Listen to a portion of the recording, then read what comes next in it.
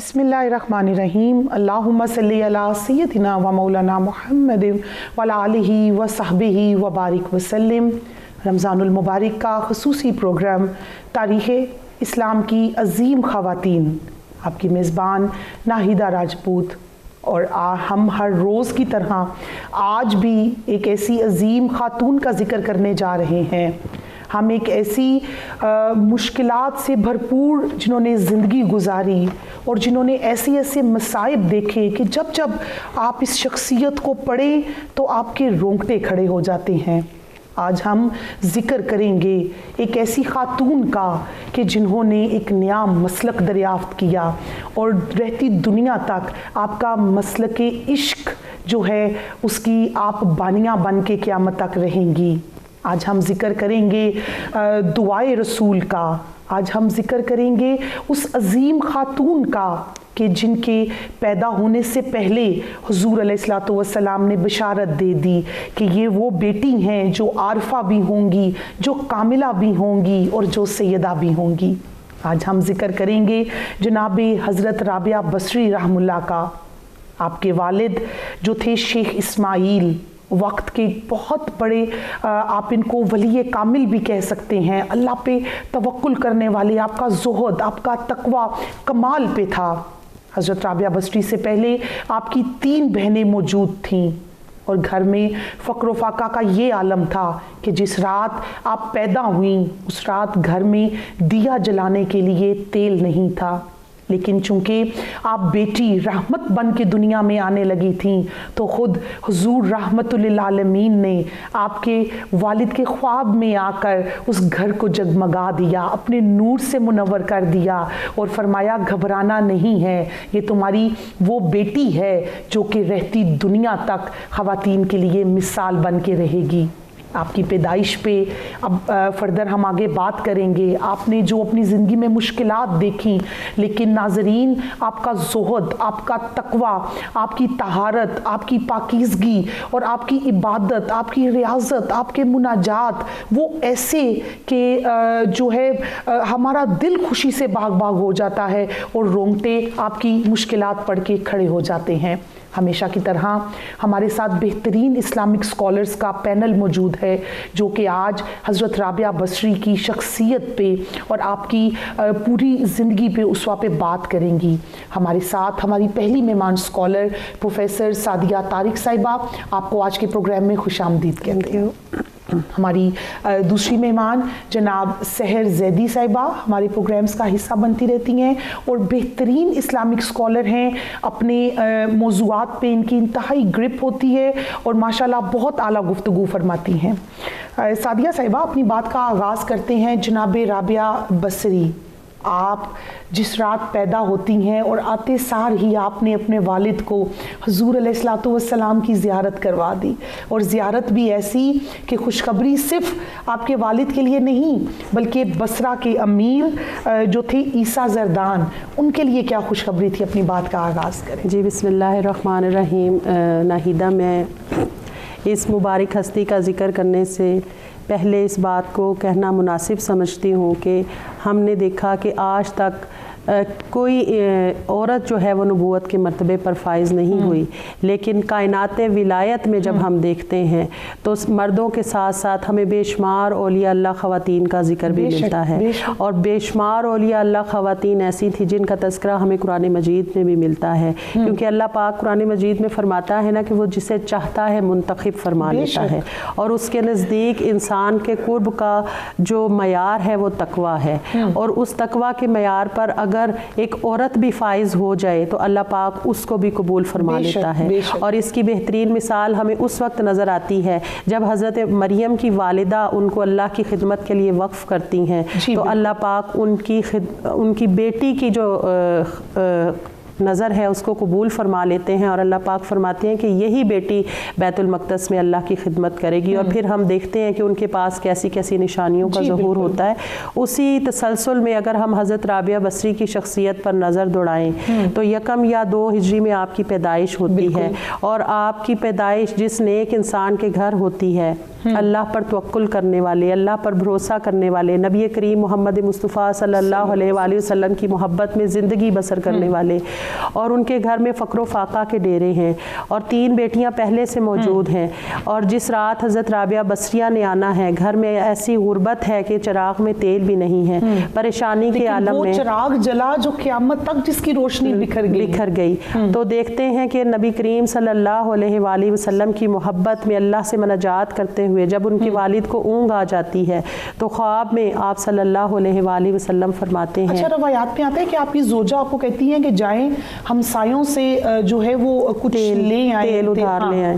تو لیکن وہ جاتے نہیں کھٹکھٹاتے کیونکہ ان کی غیرت ایمانی انہیں اس بات پر مائل ہی نہیں کرتی کہ وہ کسی سے کچھ مانگیں. اور پھر رب سے مناجات کا وہ سلسلہ تھا کہ جب رب پر توکل کرتے ہوئے انہیں اونگ آتی ہے تو رسول خدا صلی اللہ علیہ وآلہ وسلم کی ان کو زیارت نصیب ہوتی ہے. ایسی خوش نصیب بیٹی جس کی پیدائش سے پہلے اس کے والد کو زیارت مصطفیٰ صلی اللہ علیہ وآلہ وسلم نصیب ہوئی, اور آپ صلی اللہ علیہ وآلہ وسلم ان سے کہتے ہیں کہ پریشان مت ہو, تیری یہ بیٹی عارفہ کاملہ اور سیدہ ہوگی. اور آپ نے فرمایا کہ تمام انتظامات اللہ پاک خود فرما دیں گے. اور پھر آپ ان کو بھیجتے ہیں امیر وقت جو عیسیٰ زردان تھا کہ جاؤ اس سے جا کے کہو کہ تم جو رسول خدا کی بارگاہ میں درود کا نذرانہ پیش کرتے ہو. پہلے حضور صلی اللہ علیہ وسلم فرماتے ہیں کہ جاؤ اس سے مدد طلب کر لو. تو خواب میں جناب شیخ اسماعیل چپ کر جاتے ہیں حضور کے سامنے, مطلب بولتے نہیں ہیں. تو حضور صلی اللہ علیہ وسلم تو ہمارے حال سے باخبر ہے. بالکل. پھر آپ جو ہے یہ جو 400 مرتبہ درود پاک والا واقعہ جی تو آپ فرماتے ہیں کہ جاؤ اس سے کہو کہ تم جو شب جمعہ حضور کی بارگاہ میں 400 مرتبہ درود پاک پڑھ کے تحفہ بھیجتے ہو اس کا تم نے ناغہ کر لیا, اور اس سے کہو کہ اس پر تمہاری یہ سزا تجویز کی گئی ہے کہ تمہیں 400 دینار اس کے بدلے 400 دینار دے دے. تو پھر وہ شیخ اسماعیل صبح جاتے ہیں اور اس سے وہ طلب کرتے ہیں. تو عیسیٰ زردان نہ صرف ان کو 400 دینار دیتا ہے بلکہ بے شمار اور تحائف بھی دیتا ہے کہ اللہ کے رسول صلی اللہ علیہ وآلہ وسلم کی بارگاہ میں اس کا یہ مقام ہے کہ اگر اس کے درود پاک کی حاضری نہیں ہوئی تو اسے رسول خدا صلی اللہ علیہ وسلم نے یاد فرمایا. بہت خوبصورت بات کا آغاز کیا. سحر زیدی, مسلک عشق اور جو ہے اللہ رب العزت کا وہ امیج میں کہتی ہوں دنیا کے سامنے کہ لوگوں اللہ کی عبادت نہ جنت کے شوق میں کرو نہ دوزخ کے ڈر میں کرو بلکہ رب کی رضا میں راضی ہونے والا دل اپناؤ, رب کی رضا کو اپنا مطلوب جانو. حضرت رابعہ بصری کی شخصیت اور جن کے ہم اثر ہم نے دیکھا امام اعظم ابو حنیفہ ہیں, حضرت سفیان ثوری ہیں, اور آپ کے شیخ طریقت حضرت خواجہ حسن بصری, ان عظیم شخصیات کے جرمٹ میں آپ کا منفرد مقام کہ آج ہم بھی ان کا ذکر کرنے پہ مجبور ہو گئے. کیا کہیں گی آپ ایسی شخصیت کے بارے میں؟ بسم اللہ الرحمن الرحیم, الحمدللہ رب العالمین وصلی اللہ علی محمد وآلہ الطیبین الطاہرین. بے شک کہ خدا نے جب اپنی مخلوقات میں انعامات اور بہت سارے ایسے مراتب ہیں جب ان کو تقسیم کیا تو اس کے لیے جنس کا کوئی فرق نہیں رکھا, اور ہمیں یہی جو بات ہے وہ اولیاء اللہ میں یا عرفاء میں نظر آتی ہے کہ جہاں پر معیار فقط تقویٰ ہے, اور اس تقویٰ کی بنیاد پر وہ مقام اور مرتبہ چاہے کوئی مرد ہے یا عورت ہے وہ خدا کی بارگاہ میں حاصل کر لیتا ہے. اور یہی سلسلہ ہمیں خواتین کے جب سلسلے میں نظر آتا ہے جہاں پر آپ نے ان شخصیات کا نام لیا کہ جو مردوں میں اس وقت نامور ہیں اپنی فقہ میں اور اسلامی علوم میں اور عرفان میں, وہاں پر ایک خاتون کا نظر آنا اور ایک عام خاتون کا کہ جو عامیانہ سے زندگی گزار رہی ہیں عام لوگوں کے درمیان, واقعاً یہ قابل فہم ہے اور ہم لوگوں کے لیے ایک ایسا مقام ہے کہ جہاں پر ہم ان کی زندگی سے متعدد پیغامات لے سکتے ہیں. اور جیسا کہ آپ نے کہا کہ مسلک عشق, ہمیں عرفاء کی زندگی میں جو سب سے زیادہ خوبصورت نقطہ یہ نظر آتا ہے کہ بغیر کسی طبقاتی اور بغیر کسی نسل اور رنگ کے فرق کے انہوں نے انسانیت کی خدمت کی ہے. وہ جذبہ جو ان کے اندر نظر آتا ہے اور بغض اور حسد اور کینے کا جو دل سے ختم ہونا ہے اور نکلنا ہے، یہ مجھے سب سے زیادہ صوفیاء کرام میں خوبصورت پیغام نظر آتا ہے. یعنی جب بھی کوئی نیکی کرے، اب یہ بہت ڈسکرمنیشن ہو گئی ہے کہ مسلکوں کو دیکھا جاتا ہے، ملتوں کو دیکھا جاتا ہے، اقوام کو دیکھا جاتا ہے، مگر جب آپ بزرگ صوفیاء کرام کی زندگیوں کو دیکھیں، آپ عرفاء کی زندگیوں کو دیکھیں، تو ان میں تو وہ تو جانوروں کی بھی توقیر اور عظمت اور ان کی بھی محبت کی بات کرتے ہیں اور ان کی بھی تکریم کی. تو غلط نہیں ہوگا کہ یہ جو مسالک پسند ہم زیادہ انڈو پاک کے لوگ ہیں، اگر ہم صوفیاء کرام اور اللہ کے ولیوں پہ نظر، تو وہ تو مسلک عشق کی ہم بات کر رہے ہیں. ابھی مزید بھی ہم حضرت رابعہ بصری کی زندگی پہ بات کریں گے، آپ کے زہد پہ، آپ کے تقویٰ پہ، اور ابھی بریک کے بعد ہم بات کریں گے آپ نے جو مشکلات سہیں، آپ نے جن مصائب کا سامنا کیا، ان مشکلات میں بھی ناظرین آپ نے اللہ کی عبادت کو پس پشت نہیں ڈالا، آپ نے اللہ کی ریاضت کو، ان مناجات کو، آپ پورا دن مشقت میں اور مشکلات میں گزارتی، لیکن رات اللہ کے حضور کھڑے ہو کے مصلی پہ گزارتی. مزید بھی گفتگو کریں گے، لیکن ابھی لیتے ہیں ایک چھوٹی سی بریک.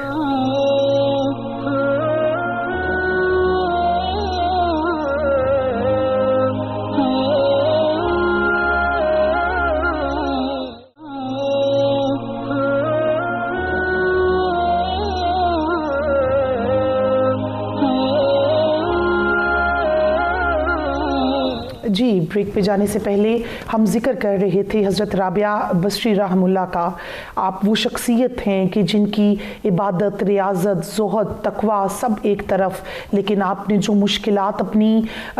زندگی میں دیکھیں، ان کا احاطہ ناظرین ہم یہاں بیٹھ کے یا صرف لفظوں میں نہیں کر سکتے. آپ بچپن میں ہی یتیم ہو گئیں، اس باپ کا سایہ آپ کے سر سے اٹھ گیا کہ جنہوں نے آپ کو راتوں کو جاگنا سکھایا. آپ کے بابا جان جب رات کو اٹھ کے تہجد ادا کرتے تھے تو آپ اپنے بابا کے ساتھ مصلی پہ پوری رات کھڑے ہو کے مناجات اور عبادات میں انتہائی بچپن سے ہی آپ جو ہیں تسبیحات میں مشغول رہتی تھیں. غالباً آپ کی عمر مبارک 7 سے 9 برس تھی کہ بصرہ میں شدید قحط جو ہے وہ نازل ہو گیا، اور قحط کا یہ عالم تھا کہ جو جانوروں کا چارہ تھا وہ اٹھا کے انسان کھا رہے تھے. تو آپ نے اپنی والدہ کے ساتھ ہجرت کی بصرہ سے جانب کوفہ، اور راستے میں آپ کا قافلہ لوٹ لیا گیا، اور اسی قافلے کی تشدد کی وجہ سے آپ کی والدہ بھی شہید ہو گئی. اب آپ اکیلی ہیں، اب آپ کا کوئی سہارا نہیں ہے دنیا میں، اور آپ کو قید کر لیا گیا، آپ کو قیدی بنا لیا گیا. اور ایک ڈاکو تھا عتیق نامی شخص، جو کہ بعد میں پھر آپ کا وجہ شہرت بھی بنا، آپ کی شہرت کی وجہ بھی وہ ڈاکو ہی بنا. جب اس نے آپ کو قید کیا تو جب وہ آپ کے پاس آتا آپ سے بات کرنے کے لیے، آپ پہ ظلم و ستم ڈھانے کے لیے، تو کیا دیکھتا کہ آپ نماز میں کھڑی ہیں. آپ کی اتنی ایج نہیں ہے، لیکن جب بھی وہ آتا تو آپ نماز میں ہوتی. اس نے آپ پہ مزید ظلمت کے پہاڑ گرائے، آپ کا پانی بند کر دیا، پانی کی جگہ شراب رکھ دیتا، اور پانی کئی دن آپ کو کھانا نہ دیا جاتا. لیکن حضرت رابعہ بصری وہاں پہ استقامت کا پہاڑ بن کے کھڑی رہیں. آپ نے اپنی عبادت نہیں چھوڑی، آپ نے نماز نہیں چھوڑی. ناظرین، اس انتہائی مشکل میں بھی اسیری ہے، تنہائی ہے، نہ پانی ہے، نہ کھانا ہے، قناعت اتنی زیادہ ہو گئی ہے کہ آپ اٹھ کے کھڑی بھی نہیں ہو سکتی. ایک دن آپ نے کہا کہ آج میں نے کھڑے ہو کے نماز پڑھنی ہے. جب کھڑی ہوئی تو دیوار کے ساتھ زور سے لگ گئی، کیونکہ کھڑی نہیں ہو سکتی تھی. تو دیوار سے اللہ پاک نے پانی جو ہے وہ وہاں سے جو ہے وہ جاری کر دیا. جب ڈاکو عتیق نے دیکھا کہ آپ پانی پی رہی ہیں تو اس نے اپنے ساتھیوں کو برے طریقے سے ڈانٹنا شروع کر دیا. تو انہوں نے کہا واللہ یہ پانی ہم نے نہیں دیا، بلکہ یہ پانی تو اس کو غیبی طور پہ عطا کیا گیا. پھر اس کے بعد آپ کو جو ہے وہ بیچ دیا گیا، آپ کو کنیز بن کے آپ نے کنیزگی کی حالت میں بھی اپنی زندگی بسر کی. اور پھر جو آپ کا مالک تھا اس نے کیا ظلم ڈھائے، کیا ستم کیے. اپنی مہمان اسکالرز کی طرف چلتے ہیں. سعدیہ، اتنی مشکلات، اتنے مصائب کہ روح کانپ جاتی ہے، رونگٹے کھڑے ہو جاتے ہیں. ایک خاتون نے لیکن توکل میں رتی برابر بھی کمی نہیں آئی، آپ کے ذوق میں، آپ کے شوق میں کوئی کمی نہیں آئی. آپ کا جو مالک تھا, دنیا کا جو مالک تھا, اس بوڑھے شخص نے کیا کیا ظلم کیے اور پھر اس کی زندگی میں کیسے بدلاؤ آیا, آپ پلیز ہمارے ناظرین کو بتائیں. جی, حضرت رابعہ بصریہ جیسا کہ والد کی طرف سے انہیں توکل, عبادت, زہد و تقویٰ ملا تھا, اور وہ ان کا بچپن اپنے والد کے ساتھ عبادت کے عالم میں ہی بسر ہوا تھا. اور پھر جیسا کہ قرآن مجید میں بھی میں نے آیہ مبارکہ کا حوالہ دیا کہ اللہ پاک جس کو چاہتا ہے منتخب کر لیتا ہے, اور جسے وہ منتخب کر لیتا ہے پھر اس کے لیے عمل کی راہیں آسان کر دیتا ہے, چاہے وہ عورت ہو یا مرد ہو. تو جب اللہ پاک نے حضرت رابعہ کو منتخب فرما لیا اور رسول اللہ صلی اللہ علیہ وآلہ وسلم نے ان کے والد کو خوشخبری دے دی کہ یہ عارفہ ہوگی, کاملہ ہوگی, سیدہ ہوگی, رابعہ ہوگی, تو پھر یہ کیسے ممکن تھا کہ حضرت رابعہ پر تکلیفیں آتی, مصائب آتے اور وہ ان سے نبرد آزما نہ ہو پاتی. یعنی یہ ایک روحانی طاقت ان کو بچپن سے ہی اللہ پاک نے عطا کر دی تھی. اور پھر اسی روحانی طاقت کا مظاہرہ اس وقت بھی نظر آتا ہے جب وہ اپنی والدہ کے ساتھ ایک لوٹے پٹے قافلے کے صورت میں بصرہ جا رہی تھیں, اور وہ اس قافلے کو جب اغوا کر لیا گیا اور والدہ کی شہادت ہو گئی, بہنوں کی کچھ خبر نہیں کہ وہ کہاں چلی گئیں, اور کس طرح وہ اپنے عتیق نامی مالک کے ساتھ ایسی کہ جن کو ہماری عقل تسلیم نہیں کر سکتی, مشکل سے تسلیم کرتی ہے, عقل بھی تسلیم نہیں کرتی, کیونکہ اللہ پاک جن سے محبت فرماتا ہے, جن سے پیار کرتا ہے, اور وہ بھی اللہ کے ساتھ ویسی ہی محبت اور ویسا ہی عشق کرتے ہیں, اور عشق کی راہیں بڑی مشکل ہوتی ہیں. اور اسے ہم بے شمار انبیاء کرام کی زندگیوں میں بھی اس کا نمونہ دیکھتے ہیں, اور بے شمار انبیاء کرام کی ازواج کی زندگیوں میں بھی اس کا نمونہ دیکھتے ہیں, اور اپنے کریم آقا صلی اللہ علیہ وآلہ وسلم اور آپ کی ازواج کی زندگیوں میں بھی دیکھتے ہیں کہ اللہ پاک کا ان کے ساتھ کیسا عشق تھا, اور ان نیک بیبیوں کا اللہ پاک کے ساتھ کیسا عشق تھا کہ ہر تنگی, مصیبت اور پریشانی کے عالم میں بھی انہوں نے اف تک نہیں کہا. تو اسی کا مظہر جو ہے وہ ہمیں حضرت رابعہ بصری بھی نظر آتی ہیں. اور جب مالک ان پر ظلم و ستم کرتا ہے اور سارا دن ان سے کام کرواتا ہے, اس کے باوجود ان کے اندر یہ جذبہ موجود رہتا ہے کہ میں نے عبادت نہیں چھوڑنی. ان کو یہ فکر رہتی تھی کہ وہ بتائیں نا, جب آپ کے مالک نے چراغ سارے بجھا دیے, ان کے مالک نے چراغ بجھا دیے کہ وہ جب بھی آتا تو یہ قرآن کریم کی تلاوت میں مشغول ہوتی اور اللہ کی عبادت میں لگی ہوتی, تو وہ پریشان ہو گیا. اس نے کہا یہ بھی ان کا جو شغف ہے اس سے بھی اس کو ہٹا دوں, اور سارے چراغ بجھوا دیے تاکہ یہ میری مکمل طور پر میری جو وہ کنیز بن کر رہے, یہ میرے علاوہ کسی اور کے ساتھ کیوں کسی تعلق میں رہے. تو اس نے سارے چراغ بجھوا دیے. تو اللہ پاک اپنے ولیوں سے ایسی خرق عادات کا ظہور کرواتا ہے جنہیں ہم کرامت کہتے ہیں, اور جب یہ خرق عادات انبیاء کرام سے ظہور پذیر ہوں تو معجزہ ہوتا ہے. اور حضرت رابعہ بصریہ چونکہ ولیہ کے مقام پر فائز ہو چکی تھی نہایت بچپن ہی سے, تو اللہ پاک نے پھر ان سے بھی اس کرامت کا ظہور کروانا اللہ کو مقصود تھا, تاکہ دنیا کو پتہ چل جائے کہ اگر عورت تقویٰ کے مقام کو حاصل کر لے تو اس سے بھی ویسے ہی کرامتیں ظہور پذیر ہو سکتی ہیں جیسے ایک مرد سے ہو سکتی ہیں. تو پھر اس نے جب چراغ بجھوا دیے کہ یہ اپنی عبادت سے غافل ہو جائیں, پریشان ہو جائیں, اصل میں وہ ان کو پریشان کرنا چاہتا تھا, تو لیکن وہ بالکل پریشان نہیں ہوئی, بلکہ ان کی عبادت سے ایسا نور پیدا ہوا کہ ان کا پورا کمرہ نور بن گیا. سحر 1000 رکعت نفل کہنا آسان ہے, آپ ہر روز پڑھتی تھیں, اور کیا کہتی تھیں کہ میں چاہتی ہوں کہ حضور علیہ الصلوۃ والسلام باقی انبیاء کرام کو بتائیں کہ دیکھو میری امت کی ایک خاتون میری رضا کے لیے 1000 نفل پڑھتی ہے. اس کے علاوہ بھی آپ کی بہت سی خدمات ہیں. آپ کے نزدیک ایک ہوتا ہے نا کہ آپ کو کوئی چیز انسپائر کر رہی ہوتی ہے کسی ایک شخصیت کی, آپ کو حضرت رابعہ بصری کی کون سی شخصیت کا ایک پہلو جو ہے وہ بہت انسپائر کرتا ہے؟ جی, شیخ مرتضیٰ مطہری اپنی کتاب میں جب اسلامی علوم کا تعارف کرتے ہیں اور علم العرفان پر آتے ہیں, تو آپ نے جو ہے وہ 2 صدی ہجری کے عرفاء میں آپ کا تذکرہ لکھا ہے, اور رابعہ ادویہ کے نام سے, چونکہ آپ اپنی جو ہے وہ بیٹیوں میں یا بہنوں میں 4تھے نمبر پر تھیں, تو آپ کو رابعہ کے نام سے موسوم کیا گیا. ایک رابعہ شامیہ بھی ہیں جن کا تذکرہ ملتا ہے, لیکن وہ 9ویں صدی ہجری کی عارف ہیں, وہ بھی یعنی عارفہ ہیں, اور وہ جامی کے دور کی یہ زمانے کی ہیں, اور آپ کا جو دور ہے وہ حسن بصری کا دور لکھا جاتا ہے اور بتایا جاتا ہے. اور آپ میں بالکل, اور اس کے بارے میں انہوں نے آگے لکھا کہ خاتون جو ہیں وہ عجوبہ روزگار ہیں, یعنی آپ سے جو باتیں وارد ہوتی ہیں, جو علم عرفان میں اگر دیکھا جائے تو وہ خاص طور پر آپ کے اشعار کے بارے میں انہوں نے یہ بات لکھی کہ جو اشعار آپ شاعرہ بھی تھی جی, جو اشعار آپ سے جو ہے وہ تاریخ میں ملتے ہیں وہ عرفان کی معراج پر نظر آتے ہیں. یعنی جو آپ نے, ظاہری سی بات ہے اب یہاں پر اگر بات کی جائے کہ ایک خاتون کا انٹلیکچوئل لیول کس, چونکہ شعر کہنا آسان نہیں ہے اور عربی کی فصاحت و بلاغت سے آپ لوگ جو ہے وہ آشکار ہے پوری دنیا کے اوپر, اس زبان میں شعر کہنا تو بطور ایک خاتون کے آپ اس ذہانت کے اس لیول پر ہیں, اور نہ صرف یہ کہ آپ کی ذہانت کے آپ شعر کہہ رہی ہیں بلکہ عرفان میں, علم عرفان میں خدا کے نزدیک اور لوگوں کو خدا سے قریب کرنے کے لیے تو وہ ایک معراج کی بلندی ہے. اور آپ سے بہت سارے ایسے واقعات جو ہے وہ تاریخ میں انہوں نے لکھا کہ لکھے ہوئے ہیں کہ جس سے معلوم ہوتا ہے کہ آپ پروردگار عالم کے نزدیک خاص مقام کی حاملہ تھیں. بے شک. ایک دفعہ حضرت سفیان ثوری جب آپ کے پاس تشریف لائے تو آپ عبادت میں مشغول تھیں, تو انہوں نے کھڑے ہو کے دعا مانگی کہ اللہ پاک مجھے دنیا میں سلامتی عطا فرما. تو حضرت رابعہ بصری زاروں قطار رونے لگ پڑی. تو آپ نے جب وجہ دریافت کی تو کہنے لگیں کہ اے سفیان ثوری, تو دنیا کی سلامتی مانگ رہا ہے جبکہ اللہ کے نزدیک تو یہ دنیا مکھی کے پر کے برابر بھی نہیں ہے. آخرت کی, اللہ کی رضا مانگ, آخرت کی سلامتی مانگ, آخرت کی بھلائی مانگ. حضرت رابعہ بصری پہ مزید بھی گفتگو کریں گے. ابھی جاتے ہیں ایک چھوٹی سی بریک کی جانب.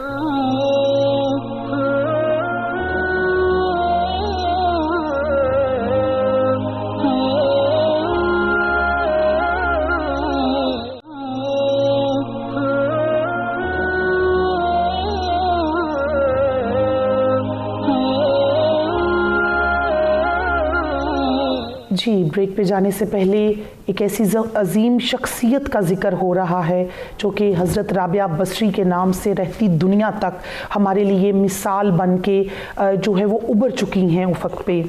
ایک دن حضرت مالک بن دینار رضی اللہ عنہما آپ تشریف لاتے ہیں تو کیا دیکھتے ہیں کہ جہاں پہ حضرت رابعہ بصری تشریف فرما ہیں چٹائی ٹوٹی ہوئی ہے, اینٹ کا تکیہ ہے,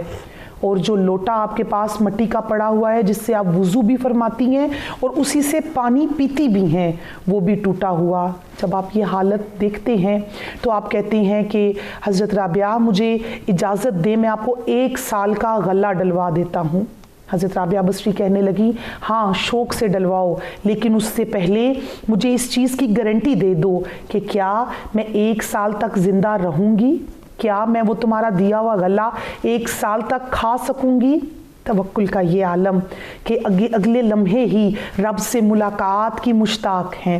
اس حضرت رابعہ بصری کا ذکر ہو رہا ہے کہ جب آپ کا جو حاکم تھا دنیا میں, وہ بوڑھا شخص, وہ آپ کو آزاد کر دیتا ہے, کہتا ہے یا میرے گھر کی مالکہ بن جائیں یا آپ آزاد ہو جائیں, تو آپ واپس پھر بصرہ ہجرت فرماتی ہیں ایک لمبے عرصے کے بعد. اور جب وہاں کے لوگوں کو پتہ چلتا ہے کہ آپ اغوا بھی ہو گئی تھی تو کئی قسم کی چہم گوئیاں بھی لوگوں نے کی کہ نہ جانے کہاں رہی, لیکن آپ کی پاک بازی کی جو آپ کی پاک بازی کا جو شہرت تھی وہ آپ کو جب واپس ملی تو کس سے ملی؟ اسی ڈاکو عتیق نامی شخص سے ملی. جب اس کو پتہ چلا کہ ایک بوڑھی عورت ہے اس طرح سے عبادت, تو اس نے کہا مجھے اس کے پاس لے چلے, میں ان سے معافی مانگنا چاہتا ہوں کہ میری وجہ سے انہوں نے اتنی مشکلات دیکھیں. اور پھر وہی ڈاکو عتیق آپ کی شہرت کا سبب بنا, آپ کا زہد, آپ کا تقوی ایسا کہ پھر جو ہے پورے بصرہ, نہ صرف بصرہ بلکہ اہل عرب و عجم میں آپ کی شہرت کا ڈنکا بجنے لگا. سعدیہ صاحبہ, ابھی بریک پہ جانے سے پہلے کی شخصیت کی بات ہو رہی تھی، تو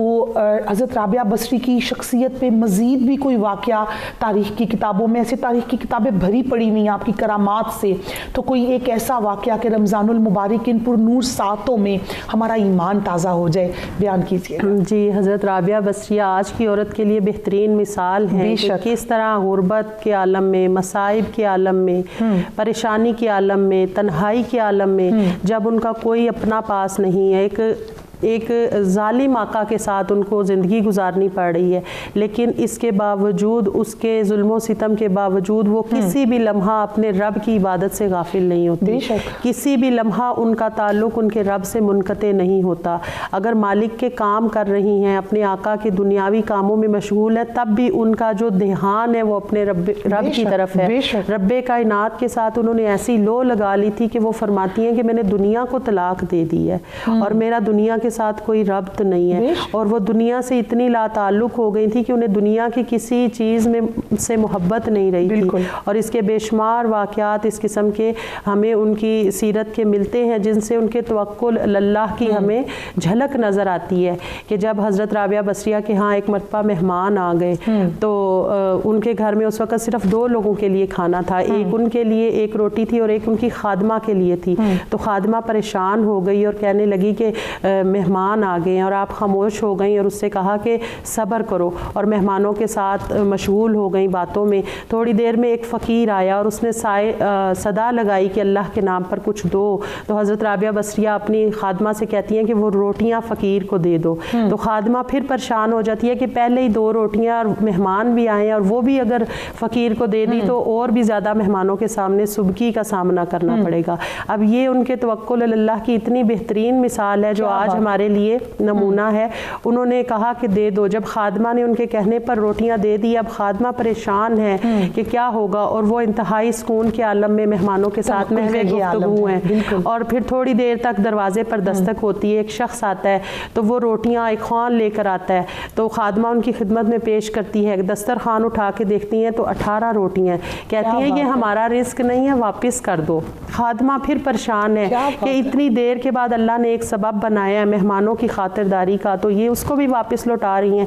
سختی سے فرماتی ہیں واپس دے دو، یہ ہمارا نہیں ہے۔ یہ دیکھیں ان کا توکل اللہ کتنا تھا، اور قرآن پاک سے ان کا فہم، ان کا لگاؤ کتنا تھا کہ وہ جب اس کو واپس کر دیتی ہیں روٹیاں تو وہ فرماتی ہیں کہ صبر کرو، اللہ پاک بہترین انتظام کرے گا۔ تھوڑی دیر بعد ایک اور شخص آتا ہے اور وہ ایک اور خوان لے کر آتا ہے، خادمہ ان کی خدمت میں پیش کرتی ہے تو دسترخوان اٹھا کر دیکھتی ہیں تو اس میں 20 روٹیاں ہیں، تو وہ کہتی ہیں ہاں یہ ہمارا کھانا ہے۔ تو خادمہ کو پھر بتاتی ہیں کہ اللہ پاک نے فرمایا کہ اگر تم میرے راستے میں 1 روپیہ خرچ کرو تو میں تمہیں اس کو بڑھا چڑھا کر، اور ایک اور مقام پر فرمایا 10 گنا اجر دیتا ہوں، تو فرماتی ہے وہ 2 روٹیوں کے بدلے اللہ نے اب 20 روٹیاں بھیجی، میں نے اللہ کے ساتھ تجارت کی، اللہ نے مجھے اس کا بہترین نعم البدل عطا فرمایا۔ بہت اعلیٰ، سبحان اللہ۔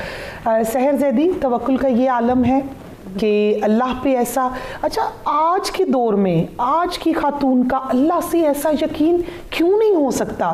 وہ بھی تو خاتون تھیں اگر دیکھا جائے، تو آج کے دور میں ہم اللہ سے اتنا دور ہو گئے، اللہ کی محبت، اللہ کا عشق ہم سے دور ہو گیا یا ہم دور ہو گئے؟ کیا کہیں گی آپ اس کے بارے میں؟ سیلف موٹیویشن کے لیے یہی ہستیاں ہیں کہ جن سے ہم بہت زیادہ عبرت یا پیغام حاصل کر سکتے ہیں، جیسا کہ انڈو سب کانٹیننٹ کی بات ہو رہی تھی، انڈو پاک سب کانٹیننٹ، یہاں پر ہم دیکھتے ہیں کہ یا مسٹسزم یا صوفیزم ہمیں یہی وہ، اور آج کل کے زمانے میں جہاں پر ہم دیکھتے ہیں کہ بہت زیادہ تکفیریت کا، ناسبیت کا دورہ ہے، تو ہمیں اس کا توڑ صوفیزم میں نظر آتا ہے، اور انہی عرفاء کی زندگی سے نظر آتا ہے جنہوں نے اپنی زندگیوں کو خدا کی راہ میں وقف کر دیا۔ اور جیسا کہ آپ نے کہا کہ خواتین کے لیے، اور ایک بہت زیادہ سیلف موٹیویشن، جہاں پر میں اور آپ یہ کہتے ہیں کہ ہمارے پاس اتنا وقت نہیں کہ ہم خدا کے لیے یا مخلوق خدا کی خدمت کے لیے وقت نکال سکیں، تو وہاں پر رابعہ بصری جیسی شخصیات، خواتین خواتین خاص طور پر ہمارے سامنے نمونہ عمل بنتی ہوئی دکھائی دیتی ہیں جو نہ صرف زہد، تقوی، ورع، یعنی ایک جو پرسنل ریلیشن شپ ہے پروردگار عالم کے ساتھ اس میں، بلکہ آپ کی قرآن ریلیٹڈ جو ورکنگ ہے یا فقہ سے متعلق آپ کی خدمات ہیں وہ بھی ہمیں اپنی پیک پر نظر آتی ہیں کہ جو مسلم خواتین اس وقت چاہے وہ اپنے گھر میں بھی بیٹھی ہوئی ہوں تب بھی وہ ان کو فالو کر سکتی ہیں، اگر وہ سوشل ورک کرنا چاہیں تو ان کے لیے بھی بہترین موٹیویشن ہمیں آپ کی ذات میں نظر آتی ہے. یعنی خدا نے کوئی موقع ایسا کسی خاتون کے لیے نہیں جو ہے وہ چھوڑا کہ وہ کسی طور پر بھی پیچھے رہ جائے یا وہ خدا کی بارگاہ میں یا دنیا میں اگر ترقی کرنا چاہے اس لحاظ سے. یعنی اتنے عرصے بعد بھی اگر میں اور آپ ان کا تذکرہ یہاں پر کر رہے ہیں تو یقیناً اس اخلاص کے سبب کر رہے ہیں، ان دینی خدمات کے سبب کر رہے ہیں اور اس ڈیووشن کے سبب کر رہے ہیں جو وہ اسلام اور خدا اور رسول اللہ کے لیے رکھتی ہیں. بے شک بے شک. ہمارے ناظرین کو میسج بھی دے دیں آپ حضرت رابعہ بصری کی شخصیت کے حوالے سے. ایک خاتون کی زندگی کہ جسے آج کل جسے صرف ایک آبجیکٹیفیکیشن کے مقصد کے لیے استعمال کیا جا رہا ہے، ایک خاتون کے اندر خدا نے وہ صلاحیت رکھی ہے کہ اگر وہ چاہے تو جیسا کہ میں نے کہا کہ ہم ان کا تذکرہ ان خواتین کے ذکر کے ساتھ کر رہے ہیں آج بھی یہاں پر بیٹھ کر، تو ہمیں بہترین جو ایک پیغام نظر آتا ہے یا سرچشمہ نظر آتا ہے آپ کی ذات جس چیز کے لیے، وہ فنا فی اللہ ہونا ہے، وہ خدا کے لیے اپنی ذات کو وقف کر دینا اور اپنی زندگی کو وقف کر دینا. جب ہم رب کے لیے خود کو فنا کریں گے تو رب ہمارا ذکر بقا کر دے گا. سعدیہ صاحبہ ناظرین کو خصوصاً خواتین کو حضرت رابعہ بصری کی شخصیت کے حوالے سے کیا میسج دینا چاہیں گی؟ جی، آج کل کی خواتین کے لیے حضرت رابعہ بصری کا کردار ایک مشل راہ کی حیثیت رکھتا ہے، اور آج کل کی خواتین کا سب سے بڑا مسئلہ یہ ہے کہ وہ دنیا میں لگ گئی ہیں، جبکہ حضرت رابعہ بصری کی زندگی کو ہم دیکھیں تو ہمیں صرف ایک ہی چیز نظر آتی ہے کہ انہوں نے دنیا میں رہتے ہوئے بھی دنیا کو چھوڑ دیا تھا، اور یہی ہمارے دین کا فلسفہ ہے کہ آپ رہیں تو دنیا میں لیکن دنیا کو دل میں نہ لائیں اور دنیا کے معاملات کو کرتے ہوئے اپنی زندگی گزاریں لیکن اپنی نظر آخرت پر رکھیں. تو آج کی خواتین کو اپنا تعلق اللہ کے ساتھ مضبوط کرنے کی بہت زیادہ ضرورت ہے. آپ دونوں مہمانوں کا ہم شکریہ ادا کرتے ہیں. ناظرین، آج کی اس عظیم شخصیت حضرت رابعہ بصری رحم اللہ، آپ کا جو اللہ سے عشق تھا، محبت تھی، اللہ کی ذات پہ توکل تھا، شکر گزاری تھی، ان تمام اوصاف کے صدقے میں اللہ پاک ہم سب کی جملہ مشکلات کو دور فرمائے اور اس ذکر خاص کو اپنے حضور قبول و منظور فرمائے، اور رمضان المبارک کے ان پرنور ساتوں میں ہمیں ڈھیر سی برکتیں اور رحمتیں سمیٹنے کی توفیق عطا فرمائے. کل ہم پھر ایک نئے موضوع کے ساتھ حاضر ہوں گے. وما علینا الا البلاغ.